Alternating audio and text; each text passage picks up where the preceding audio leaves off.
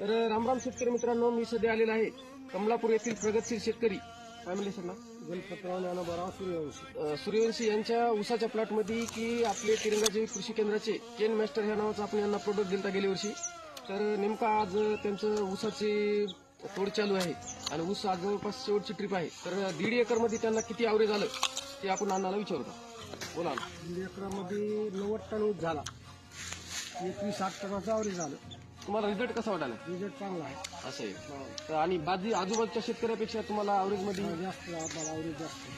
ठीक आहे. तर बघू शकता शेतकरी मित्रांनो, 1.5 एकरमध्ये 90 टन ऊस झालेला आहे आणि फक्त आपले प्रोडक्ट त्यांनी फक्त 2च वेळेस सोडले आहेत ना, फक्त 2च वेळेस प्रोडक्ट सोडलेले आहेत. तर आपल्या तिरंगा जैविक कृषी केंद्राच्या अंडरमध्ये जे आपलं केन मास्टर नावाचा आपला प्रोडक्ट आहे त्या प्रोडक्टचे बघा कसे दमदार रिझल्ट आलेत. हे तुमच्या समोरच आहे.